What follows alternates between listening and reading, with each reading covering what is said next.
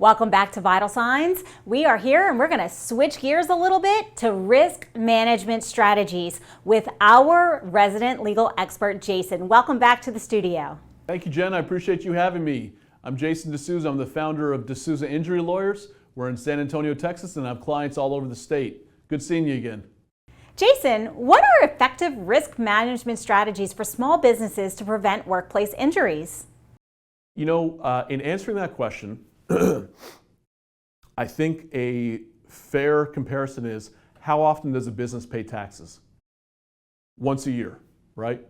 In March and April we pay our tax. March we pay our corporate taxes. April we pay our personal taxes, right? So a company will pay its taxes. A person will pay its taxes once a year. So how often should your business go and evaluate for risk and do a risk assessment? I'd say annually. Once a year, hire an outside consultant, bring them in. It's not going to be a long time. It's not going to be very expensive.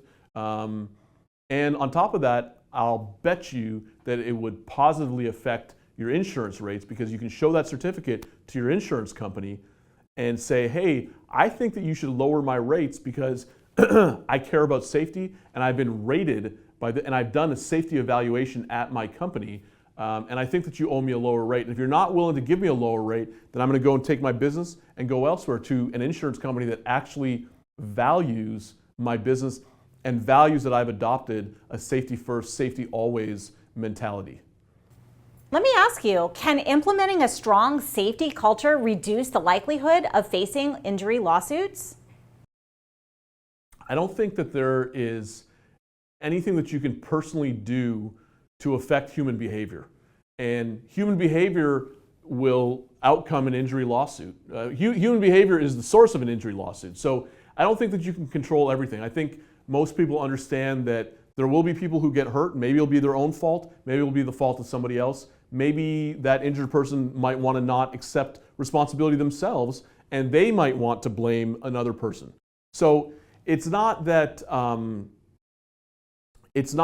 you could reduce the likelihood of lawsuits, but by having a strong safety culture, one of the things you can do is mitigate the outcomes of those lawsuits. And what do I mean by that? Well, what I mean is, in the event, if you decide to take a safety first, safety always attitude, and you decide that safety is the number one thing that's the most important thing in your business because you care about your employees, you care about your suppliers, you care about the people who come into your business, you care about your customers.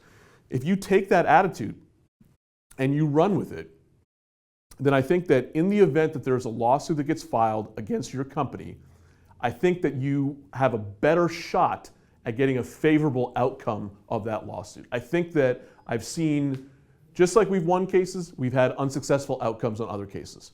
And I talk to jurors after every single case that I've tried. I've tried over 20 jury trials. And every single time I will talk to that jury and I'll try to get into their head and find out what's going on. And they are most forgiving toward companies that try to implement safety. They're most forgiving. Jurors are people just like anybody else. I think that jurors are trying to understand what a company's motivations are. Juries want to know whether they're dealing with a good guy or a bad guy. And juries want to know whether that business owner is just a guy trying to do his best or whether he's the guy that just counts his dollars all day long and doesn't care about anything else. And I think when you implement a strong safety culture in your company, what happens is if that lawsuit ever gets filed, it's not your insurance company that's going to get you out of it. It's going to be the fact that you had a strong safety culture involved in your company because you'll have witnesses, you'll have employees, you'll have customers, you'll have yourself. You'll have all kinds of people that talk about how important it was at your company that safety is always followed. And I think that that's the way you get the best outcome if there is an injury lawsuit filed against your company. Thank you so much for providing these valuable insights. If people are watching or listening and would like to reach out to you, how can they find you? Well, you can always stop into our office in San Antonio, Texas. We've got a beautiful building there with all of our staff and attorneys. If you don't want to do that, and we do have clients all over the state, If you don't want to do that, you can always find us online. Google Desouza Injury Lawyers, you'll find our website. You can also go to @Desouza Injury Lawyers on Facebook.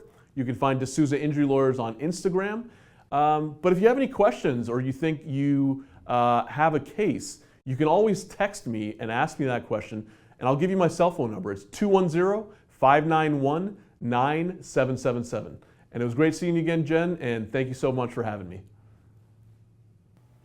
Thanks again, Jason. And you, yes, you. Unfortunately, all good things do come to an end, but hopefully you've had a tremendous amount of value and content today that you can now take action on.